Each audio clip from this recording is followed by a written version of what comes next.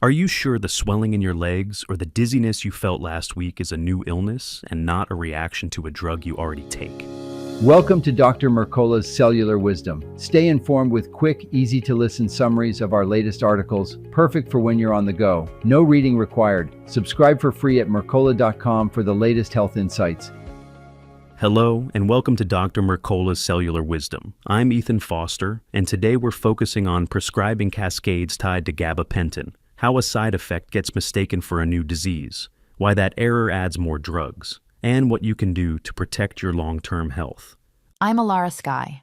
This matters because polypharmacy is common. Many adults in their 60s and 70s take 5 or more prescriptions daily. Gabapentin has limited approved uses, yet millions receive it off-label. When swelling follows, it's often misread as heart or vascular disease instead of a medication effect, and a loop diuretic gets added. Gabapentin-related edema is a frequent trigger. Chart reviews show clinicians rarely document the drug as a cause of swelling. Once edema is labeled as a new condition, the record locks in that narrative, and future providers inherit the same error. The result is a care cascade. People undergo echocardiograms, vascular ultrasounds, and extra visits before a diuretic is prescribed. Those tests search for problems that are not actually present, delaying the simplest fix, adjusting or stopping the drug that started the swelling. Complications follow the added diuretic. Electrolytes can drop, blood pressure can swing, and fall risk rises. In older adults, that combination sends many to urgent care. These events often trace back to the moment the diuretic was started for gabapentin-induced edema. Fragmented care fuels the problem. In many cases, the prescriber of gabapentin is not the one who later treats the swelling. Without a unified medication story, it's easier to treat a symptom than to identify the original cause.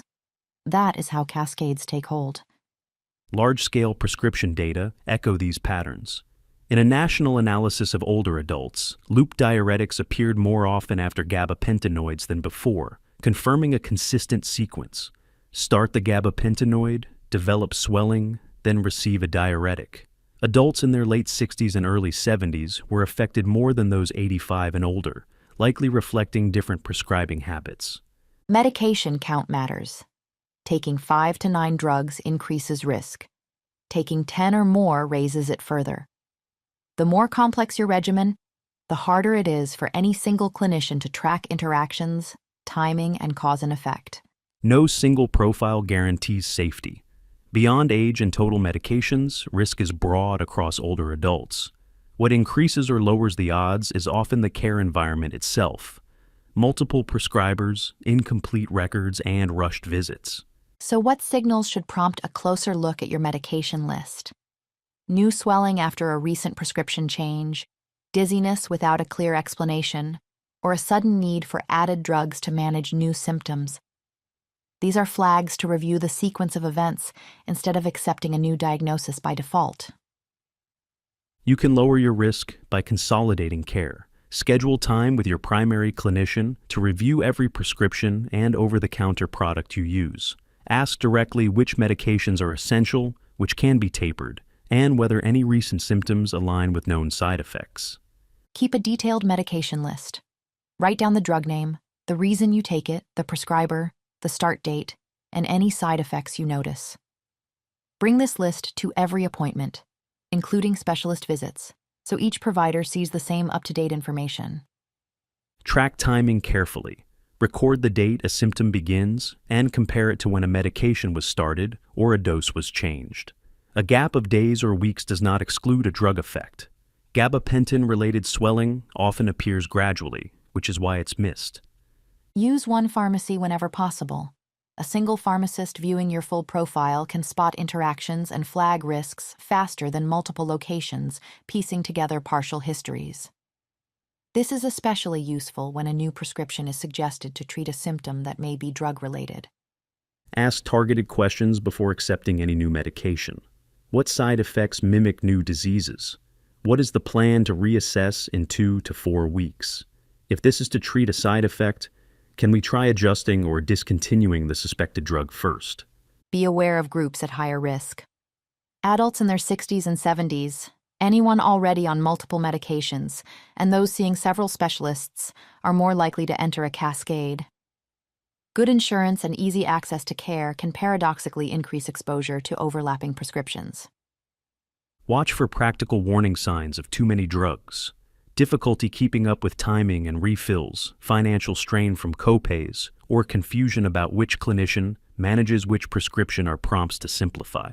These signals often precede adverse events. If you are already on gabapentin and notice swelling, raise it explicitly. Ask whether edema is a documented side effect for this drug and whether dose reduction or discontinuation can be tried before adding a diuretic. Request that the discussion be entered into your chart to correct the record. When a diuretic is added, monitor closely for downstream issues. Ask for guidance on electrolyte checks and blood pressure targets. If dizziness or imbalance appears after starting the diuretic, report it promptly rather than pushing through.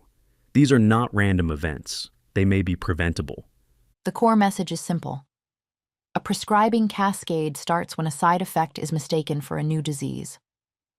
Recognizing the link, reviewing the timeline, and coordinating your care can prevent unnecessary drugs, testing, and harm. Here's your practical challenge for the week. Create a one-page medication chart listing every drug and OTC product you take, why you take it, who prescribed it, when you started, and any symptoms you've noticed with dates. Share it with your primary clinician and one pharmacist. Ask whether any recent symptoms could be side effects, and agree on at least one step to simplify or reassess. Thank you for watching Dr. Mercola's Cellular Wisdom. We'll see you on the next episode. Thanks for watching.